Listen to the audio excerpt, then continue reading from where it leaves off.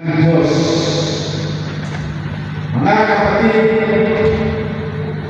our faith matters. Jesus knew what it was to experience deception. His family is cancelled. He came unto his own, but he received him not. The disciples said, now God deserts him. For Jesus, who lived in constant relationship and communion with his Father. Why was Jesus forsaken? The answer clearly must be that we might never be forsaken, that we might always know the presence